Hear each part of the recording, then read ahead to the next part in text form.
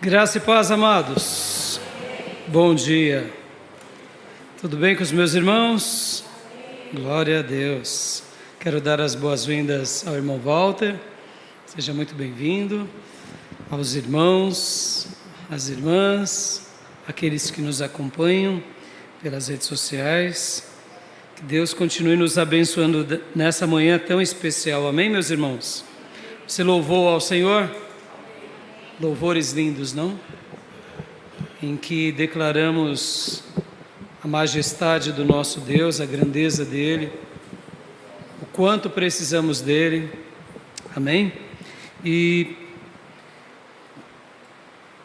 como é bom poder também orar, como há pouco nosso irmão Reis fez, por aqueles que precisam, né? A nossa irmã Sadica está sofrendo muito.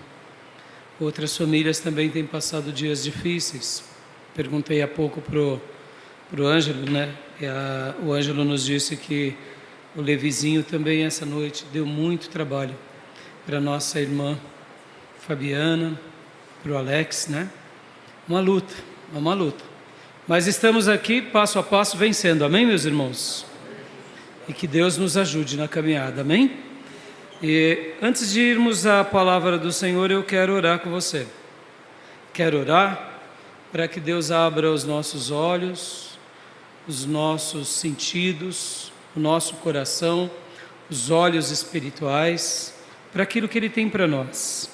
Nesses dias tão agitados, tão tumultuados na história nossa, na história mundial, e até mesmo aqui no Brasil. Sei que nós não estamos sofrendo como muitos outros, mas somos afetados, mais cedo ou mais tarde, né? E que Deus tenha misericórdia do nosso mundo, que Deus tenha misericórdia de nós, amém? Então vamos orar? Pai bendito, Pai amado, mais uma vez nos colocamos diante da Tua presença.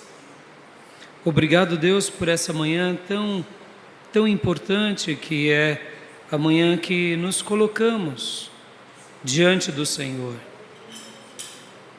E agora, Pai de amor, te pedimos, abençoe Tua igreja, Senhor. Abençoe os meus irmãos. Abençoe as minhas irmãs.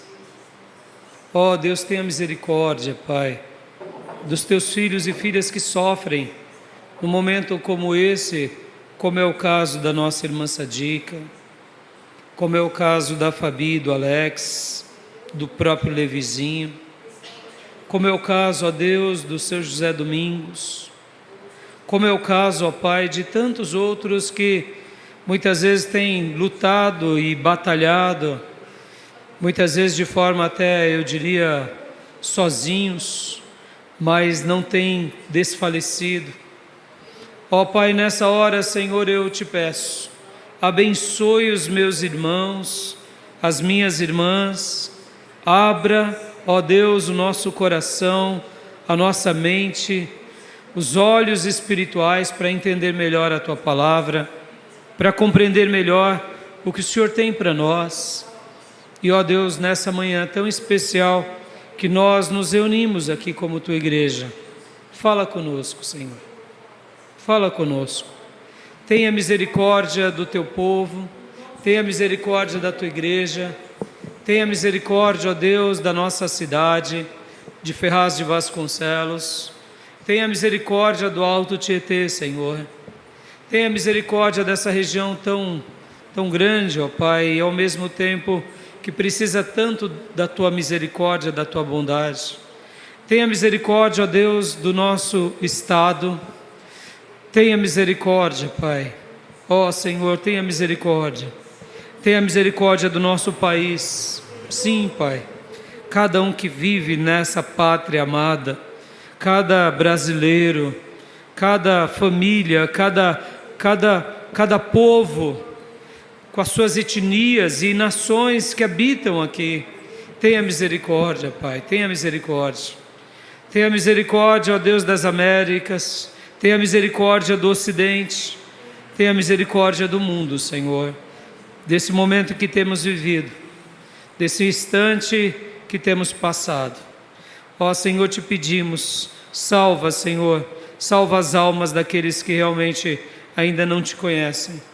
Salva as vidas, Pai, que ainda estão perdidas no pecado, e liberta, ó Deus, fazendo com que o verdadeiro conhecimento de Jesus Cristo chegue a cada vida, a cada coração, e que conversões genuínas aconteçam nos 4 cantos desse planeta.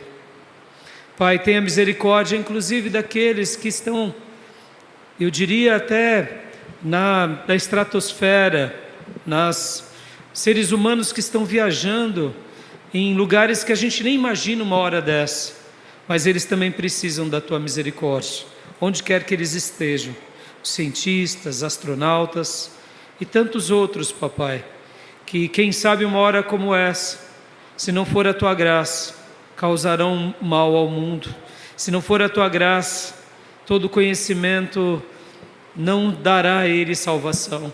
Mas te pedimos, meu Pai, revela o teu amor a cada um, onde quer que estejam, nas prisões, nos hospitais, nos lugares mais variados, aqueles que estão perdidos num vício, num pecado. Tenha misericórdia. É assim que oramos e te pedimos a tua misericórdia, em nome de Jesus. Amém. Amém, meus irmãos. Glória a Deus. Essa semana, logo depois que fizemos aqui o culto de quarta, como costume, vim encerrar, logo depois da linda mensagem da nossa irmã Miriam, pregando sobre Daniel na Cova dos Leões. Enquanto falava algumas palavras ali com vocês, uma frase que eu disse despertou meu coração, e essa frase não parou de ecoar. E logo na sequência, também nos outros dias, Deus me deu outra frase. E hoje eu queria trabalhar com vocês um pouco em cima dessas frases que martelaram os meus pensamentos, ecoaram no meu coração. E o título da minha mensagem é esse: apenas confia. Apenas confia. As promessas de Deus continuam de pé. Amém? Você crê nisso? Crê mesmo? Eu sei que tem hora que a nossa fé balança, tem hora que a gente vê para o cenário e olha assim e diz: será que Deus vai me ouvir? Será que Deus vai me responder? Será que Deus vai me atender? E eu posso te afirmar, Ele vai te ouvir. Por quê? Porque Ele prometeu que quando clamássemos a Ele, por Ele, Ele nos ouviria. Amém, meus irmãos? Então o título da minha mensagem é essa, e hoje nós vamos trabalhar aqui, como eu dizia há pouco, em cima de alguns pensamentos. E eu quero agora citar as minhas 2 frases, que acabam sendo máximas do que eu estarei tratando hoje. E a primeira frase é: lembrando dos dias de Daniel, quando ele estava lá em Babilônia. Porque hoje eu vou falar de pelo menos 4 pessoas. Eu vou citar o profeta Ezequiel, mas eu quero falar sobre Daniel, quero falar sobre Ló, e quero falar sobre, ou melhor, Jó, e quero falar sobre Noé. Então eu estarei trabalhando em cima principalmente de Daniel, de Jó e de Noé. E a primeira frase, é baseada naquilo que aconteceu com Daniel, quando ele foi jogado na cova dos leões. Porque mesmo ele sabendo ali do decreto de Dário, ele não parou de orar. Guarde isso. Ele sabia que seria condenado e ele não parava de orar. E ele orava de que forma? Em direção a Jerusalém, em direção à casa de Deus.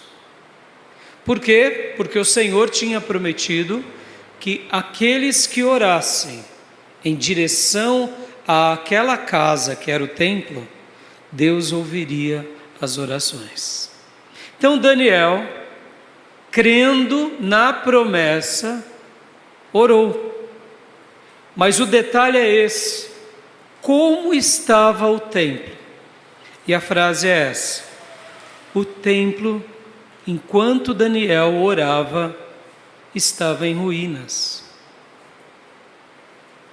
O templo estava destruído, mas as promessas de Deus continuavam de pé.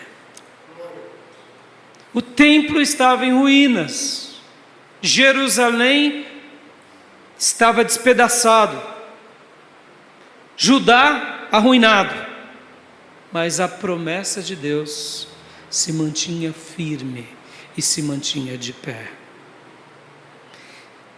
Percebam a fé de Daniel. Ele mesmo sendo alvo do mal do seu povo, porque ele estava sofrendo por causa disso, porque Deus tinha dito que os levaria para a Babilônia. Ele estava sofrendo por causa do pecado do povo, ou quem sabe do pecado dele mesmo. A gente não sabe muita história de Daniel antes da Babilônia. Quem sabe ele era mais um jovem também da corte pregresso. Quem sabe? A gente não sabe. A gente sabe de uma coisa: quando ele vai para a Babilônia, ele se converte e tem uma conversão maravilhosa. Mas o templo estava em ruínas, tudo acabado. Sua casa, seus palácios, onde ele cresceu, mas a promessa de Deus se mantinha de pé. Aleluias. Segunda frase que eu quero também trabalhar com vocês é de algo que acontece conosco o tempo todo. Deixa eu te fazer uma pergunta aqui. Uma pergunta de retórica, mas é uma pergunta bem pertinente. Você gostaria de saber o seu amanhã? Como será o restante daqui até o seu último dia? Seria tão bom, não é? A gente saber, quem sabe de 10%. Mas eu te pergunto, dá para saber de alguma coisa? Dá para a gente afirmar alguma coisa? A não ser aquelas certezas que todos temos, que morreremos. É a primeira e a maior certeza. E a segunda, que pagaremos dívida. Porque essas duas verdades nos acompanham em qualquer geração. É ou não é? Pode ser o lugar que for, meus irmãos. Não pense você. A gente vai, ora morrer, ou ora pagar dívida. Não é assim? Não tem jeito. Mas vamos lá. Voltando à minha pergunta de retórica. Seria tão bom se a gente soubesse, não é? E nós ficamos assim, eu diria, numa ansiedade de querer saber, principalmente o desfecho das coisas. Ainda mais vendo esse mundo em polvorosa. Essas guerras que têm acontecido. Querendo ou não, como pais ou como avós, ficamos aflitos.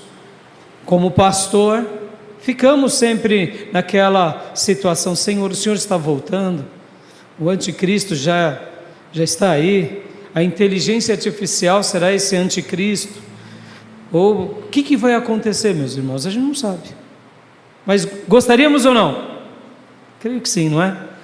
Então eu queria te dizer a segunda frase que não parou de ecoar no meu coração, que é a seguinte: o Senhor não nos diz que mostraria tudo a nós. Ele disse que mostraria tudo a nós? Sejamos honestos, Ele disse? O que o Senhor disse para nós? Basta o mal de cada dia. Eu sei que você e eu dizemos assim para o Senhor: Senhor, não ajudou muito não. Eu queria de mais informações. Mas o Senhor não nos disse que nos revelaria ou que nos mostraria tudo.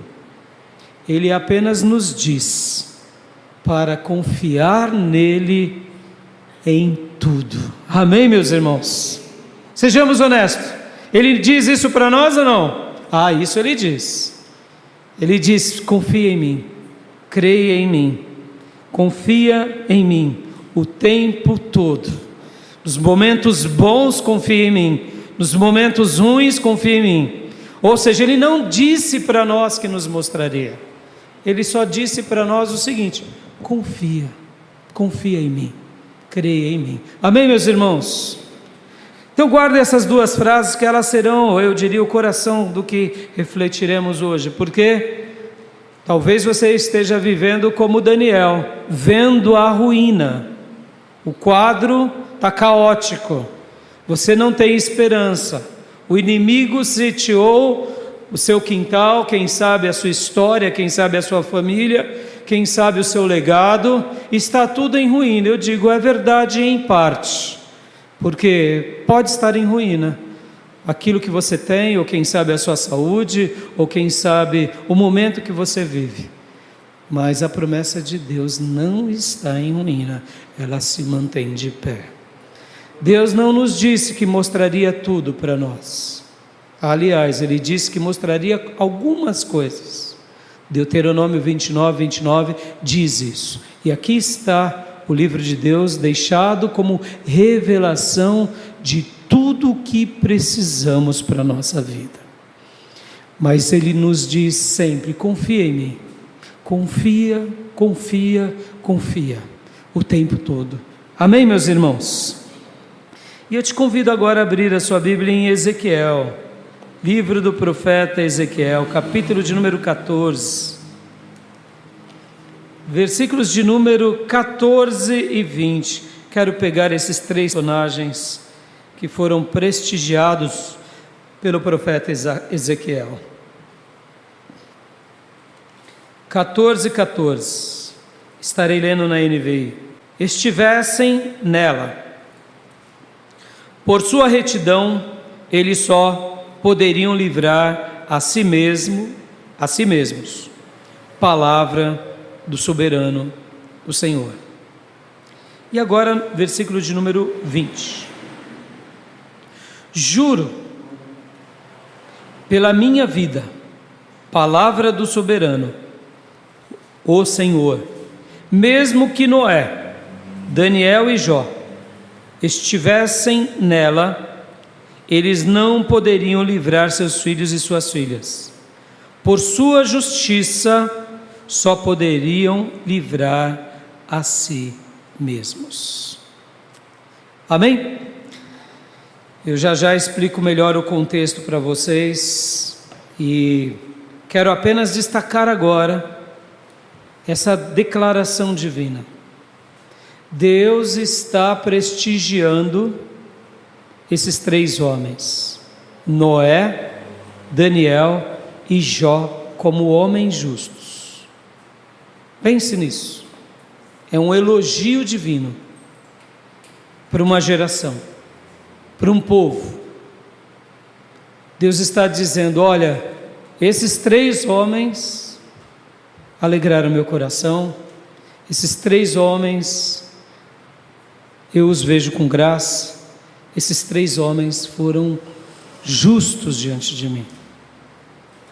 Pense sobre isso um pouco, no final a gente vai voltar a trabalhar um pouco sobre essa questão. Meus irmãos, trabalhando um pouco aqui explicando um pouco aqui para vocês, sobre esses três personagens, porque, como eu disse para vocês, quero falar um pouco hoje com vocês sobre eles, sobre esses três personagens, porque notem, mesmo que o Senhor estava falando para eles que eles seriam justos, não leia aqui que a justiça deles é uma justiça autorredentiva. Leia aqui que a justiça deles é a mesma de Abraão, aonde eles foram justificados pela fé. É aquela justiça divina que os invade. Mas já que essa justiça divina os invade, eles caminham também em retidão. Lembram que Abraão foi justificado pela fé. Ele foi incluído na fé. E assim nós entendemos a justificação, que é mais do que um ato de se tornarmos justos ou fazermos algo justo.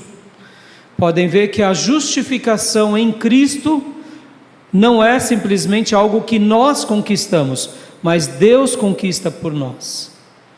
No entanto, quando eu realmente sou justificado, de fato, eu caminho nessa justiça. Esse aqui é o grande ponto. Muitos dizem crer em Deus, mas de fato os seus atos não demonstram essa fé. Por quê? Porque quem realmente crê em Deus, quem realmente foi justificado por Deus, começa agora a dar frutos de um novo nascimento, frutos de justiça, frutos de piedade e retidão. Então, quando Deus fala para eles que eles foram justos, é porque Deus está querendo ensinar àquela nação, aquele povo, a sua injustiça. Então, queria destacar esse pensamento porque ele vai ser muito importante. Mas percebam que tanto Daniel, quanto Noé e quanto Jó, eles também têm algumas atitudes lindas, como eu mencionei para vocês. Daniel orava, ele cria, ele confiava, mas semelhantemente foi também Noé. Noé confiou. E Jó também confiou. E podem ver que a história desses três homens dão lições maravilhosas para nós. Falando um pouco sobre Noé. Noé foi um dos poucos seres humanos que, juntamente com a sua família, desfrutaram da realidade de dois mundos.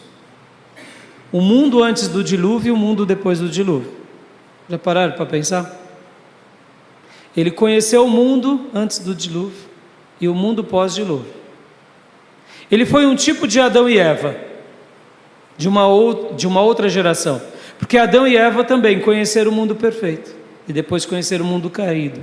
E o mundo caído de Adão e Eva foi esse período antes do dilúvio.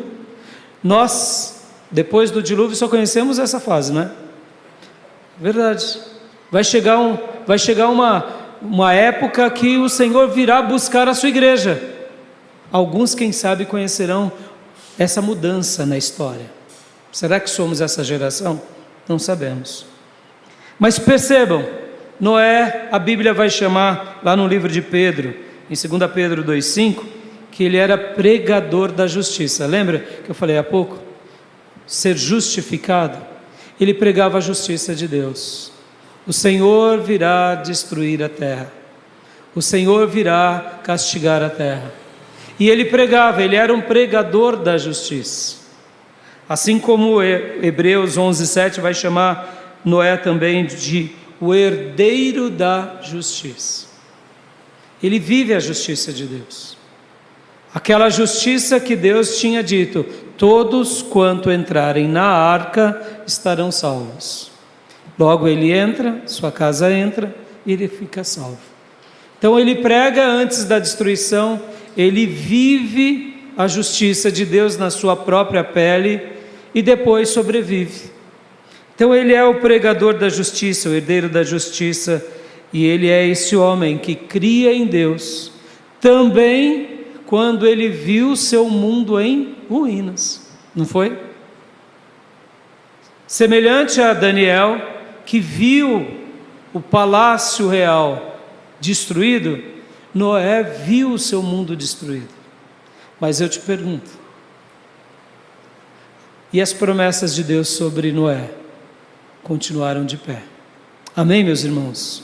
Percebam, meus irmãos, fatos parecidos, porque foi destruições, uma local, na casa de Deus, uma geral sobre a humanidade, ruínas.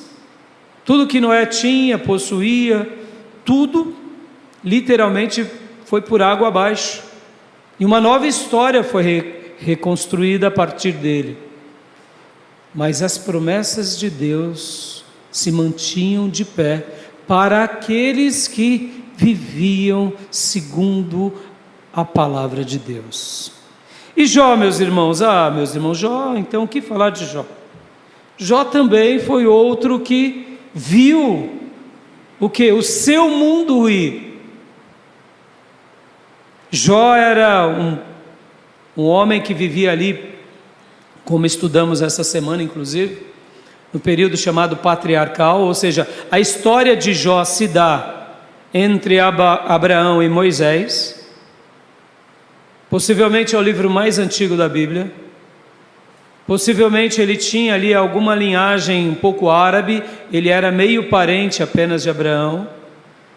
Mas de alguma forma ele alegrou o coração de Deus, ele cria no Deus de Abraão, ele foi alcançado pela palavra de Deus em Abraão, e ele seguia esse princípio.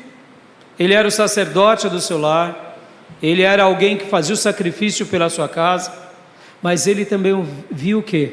Ele viu a sua vida ruir. Satanás entra diante de Deus juntamente com os anjos, e aí Deus faz uma declaração, eu diria mais uma vez, faz uma declaração divina especial. Viste o meu servo Jó, homem íntegro, reto, que teme a Deus e que foge da aparência do mal. Oh, meus irmãos, olha só o que Deus estava dizendo para o diabo.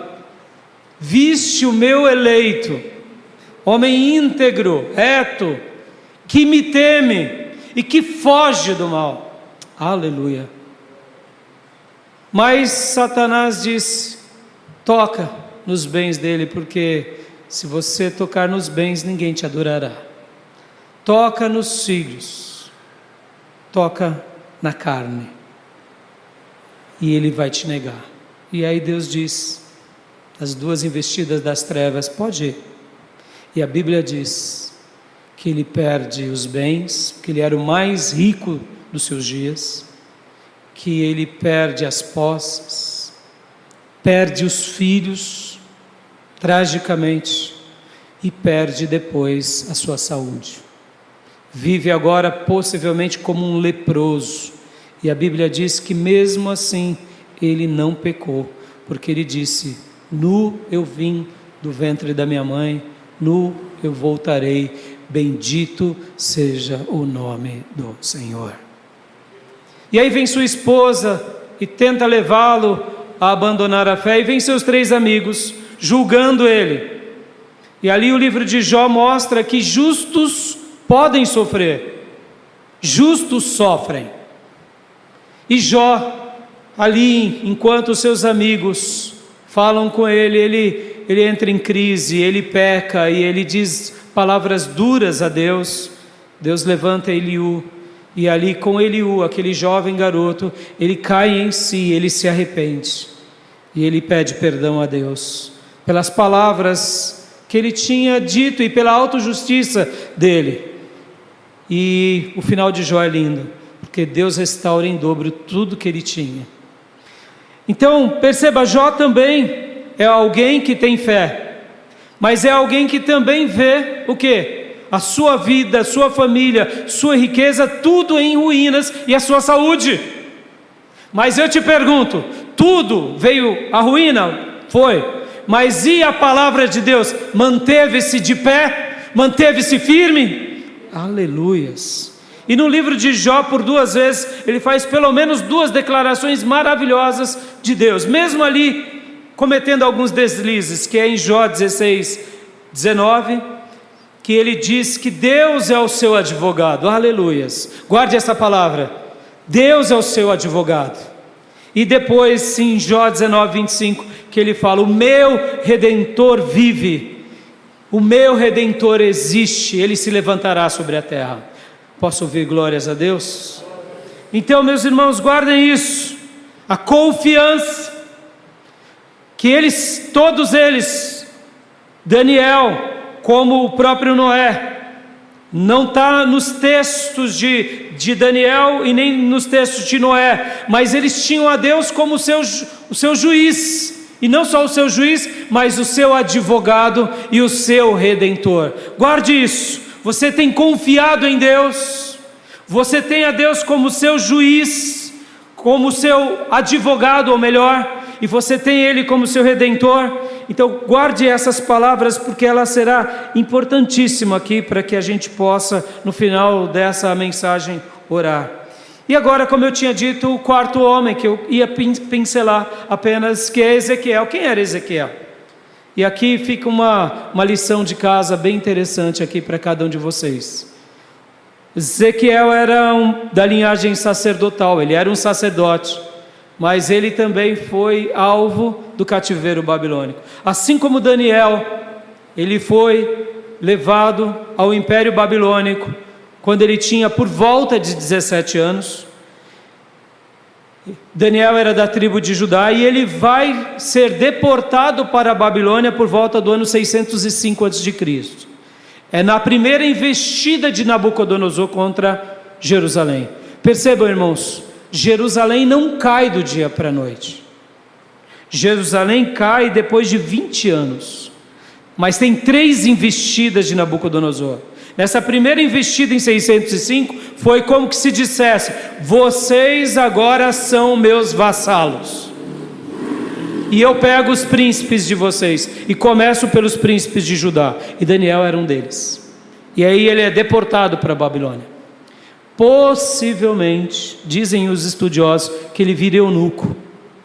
E assim ele serve a Deus como eunuco por toda a sua vida. Possivelmente, nós não sabemos. Porque não tem a linhagem de Daniel. Não tem. E é uma dedução, já que ele se torna um sátrapa. Ele se torna uma grande autoridade da corte de Nabucodonosor. E era um costume da Babilônia fazer isso. Na segunda investida de Nabucodonosor, ou da Babilônia, foi em 597. Aí, é nessa segunda investida que 10.000 homens, juntamente com o rei Joaquim, são deportados para a Babilônia, e o sacerdote agora, Ezequiel, é levado. E diferente de Daniel, que vai ficar lá na corte da Babilônia, Ezequiel vai ficar em uma outra região. Ele vai ficar exilado às margens do rio Quedar, junto com as pessoas mais simples. E ali ele serve ao povo de Deus, mais distante da corte. Percebam, irmãos, Deus põe uns na corte, Deus põe outros entre o povo, mas sempre Deus levanta os seus profetas. E aí sim, em 586, apenas em 586, ou seja, praticamente 20 anos depois, vem a queda de Jerusalém, a queda do templo. E por isso que eu descrevi há pouco sobre quando ele orava, porque quando Daniel ora, já é nos dias de Dário, ele já está velho, ou seja, a queda já tinha acontecido. Então percebam, a investida contra o povo de Deus não foi uma só. Deus vai dando sinais, meus irmãos. Vem cá, meus irmãos, Deus está dando sinal para o seu povo ou não? Eu preguei na igreja quadrangular no aniversário domingo passado. Eu dei um dado ali de algo que eu aprendi, irmãos. O templo valia aproximadamente 87 bilhões de dólares.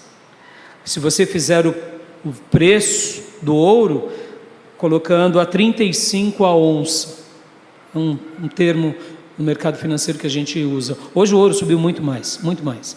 Mas o que eu quero dizer aqui, guarde essa informação.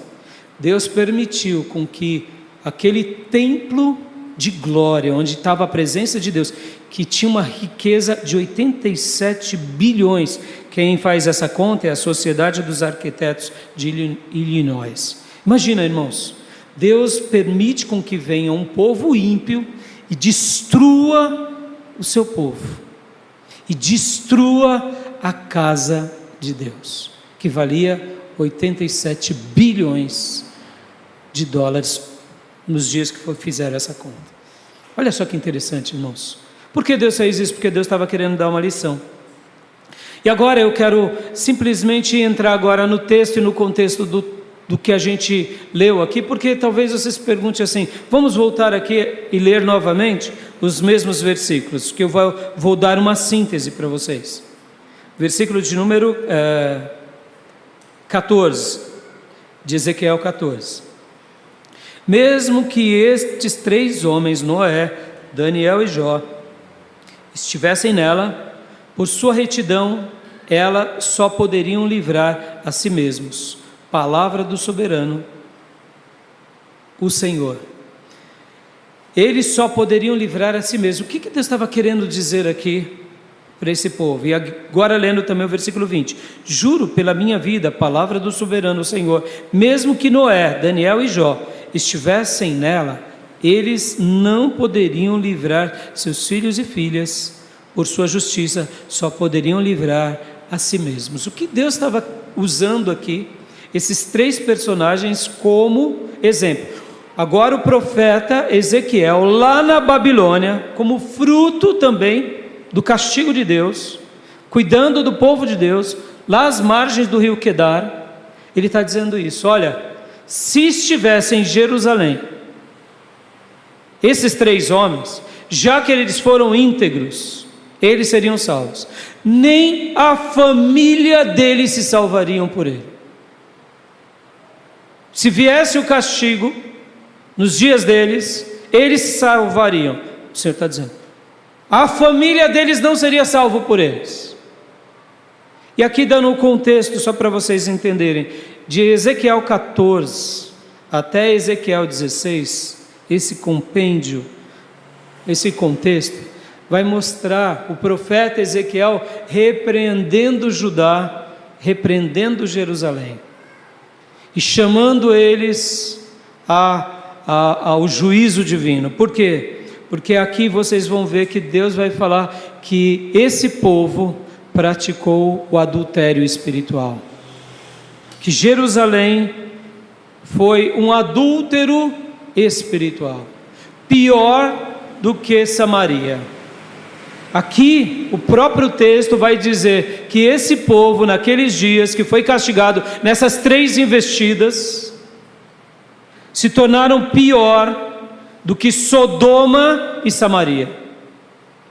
Deus chama eles de esposa infiel, e também uma outra metáfora de a videira inútil.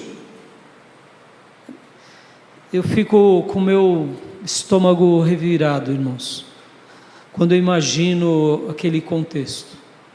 E agora fazendo uma aplicação desse contexto e desses personagens hoje nos nossos dias. Porque vamos lá, meus irmãos, é muito fácil a gente condenar quem está no pecado. É ou não é? É muito fácil a gente apontar quem está no erro.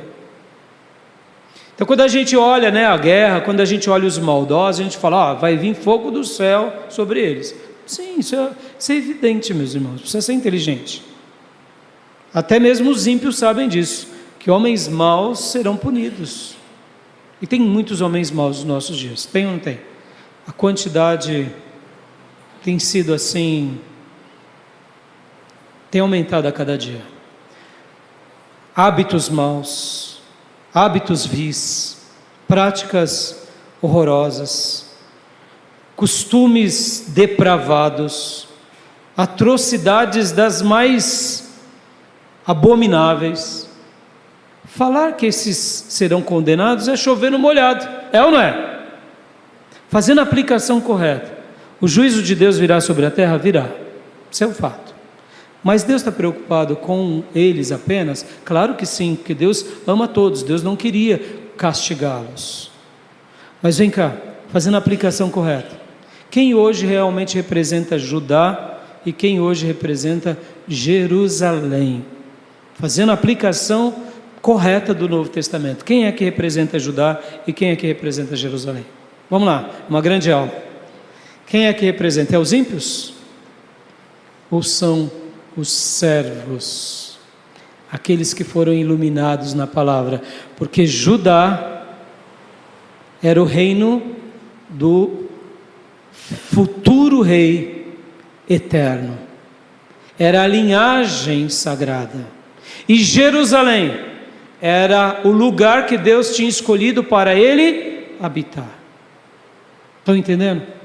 E o templo era a morada de Deus, onde os pastores, sacerdotes e levitas serviam ao quê? A essa cidade santa chamada Jerusalém, que estava onde? Que era o coração de Judá.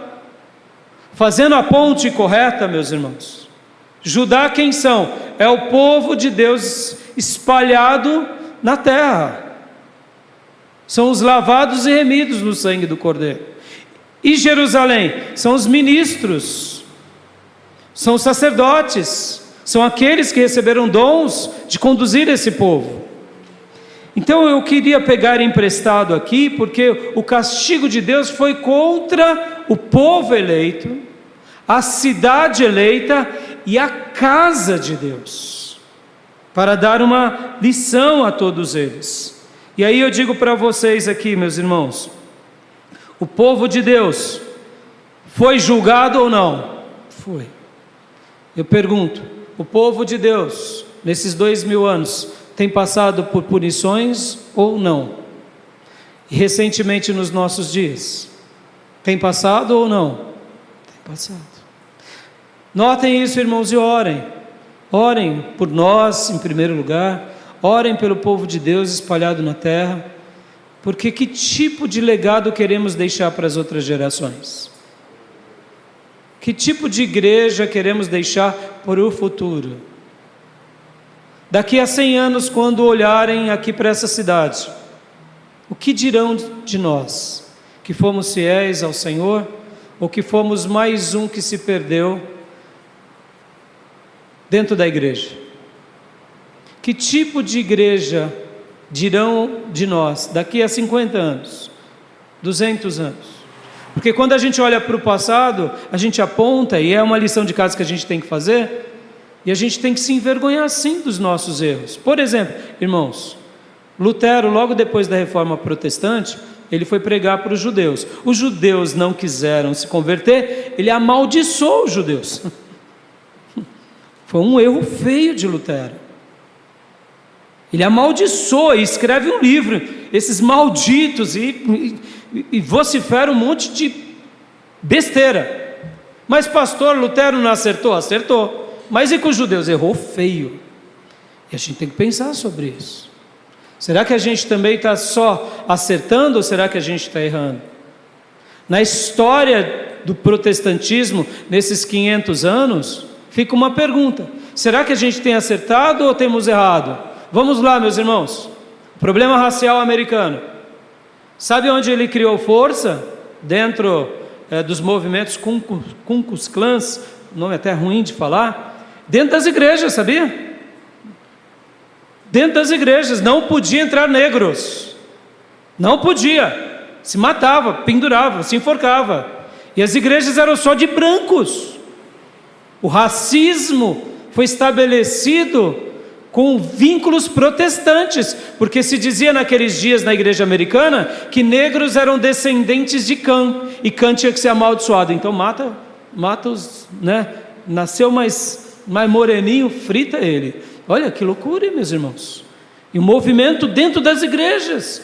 E agora, meus irmãos, será que hoje nós, igreja brasileira, não temos também se enveredado para algumas práticas também erradas, mundanas, sem reverência, em nome da liberdade, como o mundo? Aí eu te pergunto, será que Deus está querendo julgar o mundo? Não, meus irmãos, o juízo de Deus começa na igreja do Deus vivo. Amém, meus irmãos? Pensem sobre isso. O juízo, antes de atingir o mundo, vem dentro da igreja. E eu te digo, mas Deus teve misericórdia desse povo depois do juízo? Voltando para Ezequiel, Daniel, voltando para Noé e voltando para Jó. Deus teve misericórdia? Teve. E eu quero te dizer que a misericórdia de Deus sempre vai acompanhar o povo de Deus. Mas que nós não venhamos de aprender debaixo do juízo, que a gente possa aprender debaixo da graça e da misericórdia. Quero agora destacar os meus 3 pontos e ser bem breve neles. Quando tudo está em ruínas. Quando tudo está em ruínas. É o meu primeiro ponto. Aqui a gente viu alguns quadros. Viu o quadro de ruína de Noé. Viu o quadro de ruína de Jó. Viu o quadro de ruína de Daniel. Mas o que eles fizeram quando tudo estava em ruínas? Eles se mantiveram olhando para aquele que tem uma promessa que continua de pé. Na sua vida, em qualquer momento que a ruína estiver chegando, ou quem sabe já estabeleceu, saiba disso, o seu Deus não está em ruína. e a palavra dele continua firme e inabalável. Num primeiro momento pode ser difícil, pode, ainda mais nos nossos dias, de um cristianismo tão adocicado, que tudo vai acontecer de bom conosco. Não necessariamente, meus irmãos, pode ser que sim, pode ser que você seja alguém que viva numa geração de Davi, mas quem sabe você e eu, quem sabe viveremos numa geração de Moisés no deserto, eu não sei, mas eu não olho para o tipo de solo, eu não olho para o tipo de gigante, os meus olhos estão firmes naquele que me prometeu, e é isso que importa para nós. Quando tudo estiver em ruínas, olhe para aquele que jamais pereceu, que jamais caiu, mas que se mantém de pé, que é o nosso Deus, amém? Segundo lugar, o que podemos fazer como eles fizeram? O que eles fizeram? Em primeiro lugar, a gente vê na vida desses homens de Deus, pelo menos algumas coisas. Eles oravam, eles botavam a boca no pó. Meus irmãos, voltando aqui para o cativeiro, voltando aqui para as 3 investidas da Babilônia, voltando aqui para a humilhação da queda de Jerusalém e do templo, tem vezes que Deus precisa derrubar alguns castelos da nossa vida, para a gente aprender a orar. A pergunta que fica é: você tem orado simplesmente porque você tem aprendido?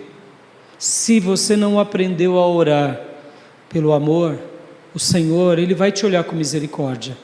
Quem sabe Ele precisa destruir alguns castelos, quem sabe alguns palácios, e quem sabe Ele precisa fazer algumas mudanças fortes na nossa vida. Para quê? Para a gente aprender a orar. Aqui é muito sério, meus irmãos.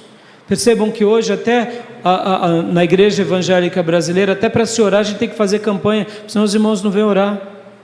Você tem que jogar um laço emocional, sentimental, você tem que jogar um laço nos irmãos, para eles gastarem tempo de devocional, porque senão eles não têm mais tempo para orar.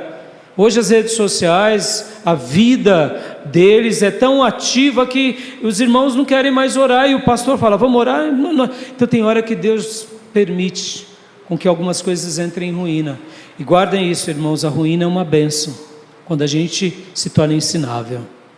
Amém, meus irmãos? Então, o que podemos fazer nas ruínas? O que podemos fazer nos caos? O que podemos fazer nos dilúvios? O que podemos fazer na dor? Quando Satanás faz as suas investidas contra nós? Orar. O que mais?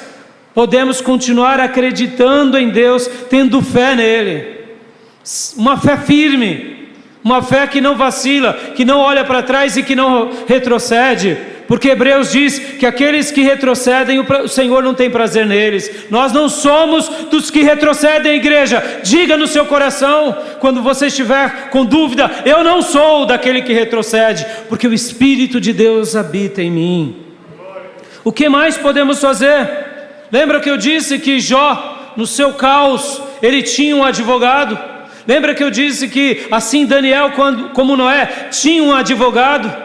Tenha a lembrança que você tem um advogado diante de Deus o tempo todo, e Ele advoga a tua causa, Ele luta por você, mesmo que as trevas sussurrem no teu ouvido, Deus luta por você, o teu advogado não perderá nenhuma batalha em nome de Jesus, amém, meus irmãos?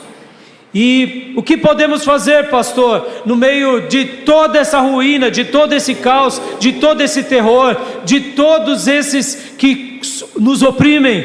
Não tenha medo, não tenha medo, como Daniel não teve, como Jó não teve, como Noé não teve. Lembre-se de que as declarações de Jó podem ser as nossas também. Eu tenho um Redentor e Ele vive, amém, meus irmãos? Viva debaixo dessa expectativa, viva debaixo dessa confiança, viva debaixo dessa fé. Você tem servido a Deus por quê? Você tem uma religião? Você tem uma tradição? Ou você tem um Redentor? Jó, no meio de todo o caos da sua vida, ele viu o Redentor, ele esperou por ele, e ele veio, e o nome dele é Jesus. Aleluia. E meu terceiro e último ponto, lembra o que eu disse sobre uma declaração divina? Deus fez uma declaração divina no meio daquela sociedade pagã, ou melhor, desviada, né? Porque era o povo de Deus, Judá era o povo de Deus, mas Deus estava dizendo: olha, eu me alegro daqueles que se mantêm nos meus caminhos, eu tenho prazer neles. E por que eu estou falando sobre uma declaração divina? O que será que Deus está dizendo agora para nós? Para mim e para você. Aqui eu não estou dizendo para você fazer discursos triunfalistas, mas o desafio meu aqui nesse último ponto é: o que será que Deus está dizendo para nós? Deus está feliz com o nosso jeito de viver, com a nossa fé, ou nós estamos entristecendo Deus e fazendo de Deus um grande bonachão? A gente fica dizendo palavras ocas para apaziguar nossa consciência doente. Não, eu sou serva de Deus, eu sou servo de Deus. Não, eu sou um batista. Não, eu sou um filho. Só para apaziguar uma vida totalmente atrapalhada, cheia de ódio, cheia de revolta, cheia de inveja, cheia de maldade. A pergunta aqui não é se você está se ouvindo, porque muitas vezes se ouvir pode ser bom, como pode ser mal. Se a minha avaliação de si era uma avaliação, eu diria, doente, vai ser ruim, porque só vai dizer coisa boa a seu respeito. E vamos lá, nós gostamos ou não de dourar a nossa pílula? Porque a gente trabalha como ninguém trabalha, a gente é justo como ninguém é justo, nós somos bonzinhos como ninguém é bom, praticamos só algumas maldadezinhas, porque afinal de contas o outro foi um demônio. Percebam, a gente adocica o nosso auto-julgamento. Poucas pessoas pioram. Na maioria das vezes a gente sempre se eleva. A autoafirmação de si é sempre doentia. É por isso que eu não estou dizendo aqui para você ouvir a tua consciência, porque ela pode ser fadada a esse extremo doentio. Ou quem sabe uma baixa autoestima. Você não é nada, você é um miserável. Talvez os extremos são ruins. O que eu estou dizendo agora é o seguinte: não ouça a sua consciência, não ouça os seus pares, não ouça os seus colegas, ouça do Espírito. O que Deus está dizendo sobre você como filho, como filha. Deus está te dando uma declaração de contentamento, de alegria, de felicitação, ou Deus está simplesmente dizendo: olha, você não é que nem fulano. Eu queria que você fosse como Noé, Jó e Daniel, porque você estaria me alegrando. Como você tem sido? Porque aqui o Espírito Santo, usando o profeta Ezequiel, perceba, irmãos, o profeta Ezequiel enobrece esses três personagens. Daniel estava lá na corte, agora vivendo de forma brilhante na corte.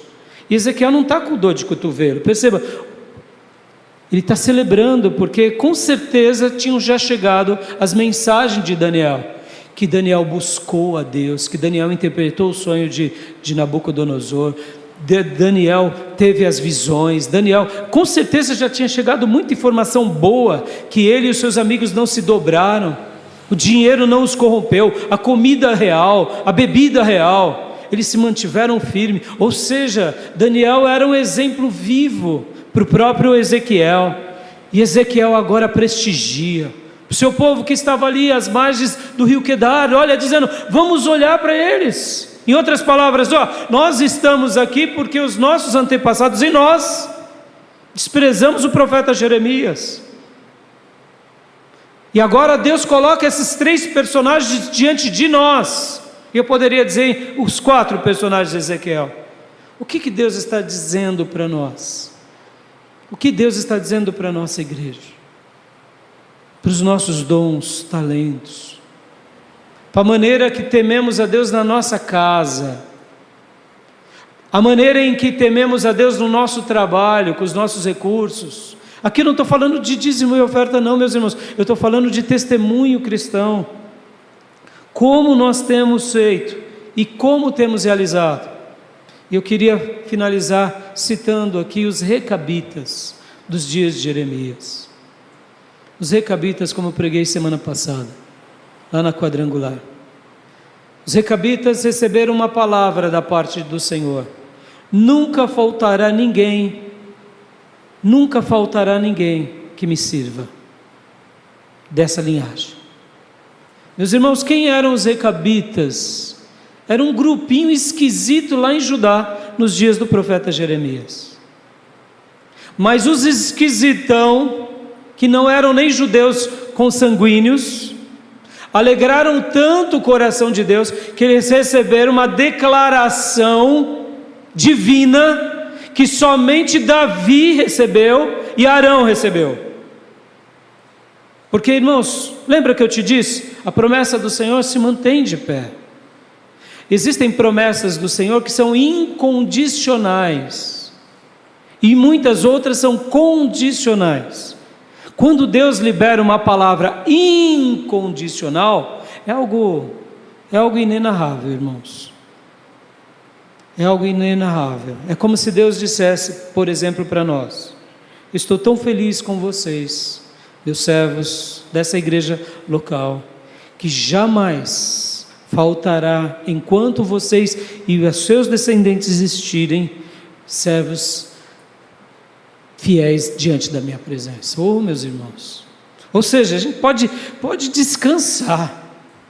Essa igreja vai entrar geração pós geração, inteligência artificial, indo para Marte, Lua, os homens habitando, sei lá, outros, e essa igreja vai continuar marcando gerações, porque Deus prometeu, uma promessa incondicional. Deus vai fazer. Olha, pensa Deus dizer isso para uma família de semi-nômades. Aqui Deus estava usando esses 3 personagens. Eu queria mais uma vez perguntar: o que Deus está dizendo para nós? Fica com essa pergunta, que não é apenas uma pergunta de retórica, no seu coração. E, meus irmãos, deixa Deus falar, sabe? Deixa Deus falar livremente com você. Deixa Ele falar, só Ele falar. Porque, como eu disse, a voz do outro pode ser adoecida, a sua voz e a minha pode ser adoecida, mas a voz de Deus, ela jamais é adoecida. Amém, meus irmãos? E eu quero orar com você. Quero orar. Feche seus olhos, curve a sua cabeça. Apenas confie em Deus. As promessas de Deus continuam de pé. Mas peça para Deus: Senhor, me ajuda a ser fiel. Me ajuda a viver como um justificado, um justo, como foram Daniel, Jó, Noé. Me ajuda, Senhor. Quero orar. Pai, muito obrigado por esse momento, muito obrigado por esse instante, muito obrigado por esse texto do profeta Ezequiel e pela vida do profeta Ezequiel. Senhor, nos ajuda a prescrutarmos o nosso coração e, sobretudo, entendermos se estamos te alegrando. Ó Deus, sobre os meus irmãos e irmãs que realmente têm te alegrado, libera a tua palavra a eles. E aqueles, Pai, que precisam aprender como foi Jerusalém e Judá, e que não têm aprendido com as investidas da vida, eu te peço, desperta-os. Continua levantando os teus profetas e vasos, e continue falando a todos nós, porque, Senhor, nós queremos ser uma igreja que te agrada, uma igreja que te glorifica, uma igreja que te exalta, uma igreja que viva simplesmente os propósitos de uma igreja, que seja fiel no pouco e o Senhor nos coloque naquilo que o Senhor reservou. Ó Deus, tenha misericórdia dos meus irmãos, tenha misericórdia das minhas irmãs, Tenha misericórdia, meu Deus, das nossas famílias. Tenha misericórdia, ó Deus, de cada um de nós. E eu te peço, tenha misericórdia também do nosso país e desse mundo. Pai, ajuda-nos, Senhor, a alegrar o teu coração. Ajuda-nos a sermos adoradores, como foram os teus filhos. Porque a tua palavra diz que o Senhor procura. Ó Deus, que um dia a gente seja encontrado como os filhos fiéis, filhos que creem em Ti, filhos que não desanimam, que não desistem, que lutam, que batalham a vida da fé e que deem muito fruto. Fruto na vida, fruto de almas que Te glorifiquem sempre. Sê com o Teu povo, sê com a Tua igreja e abençoe-nos, Pai.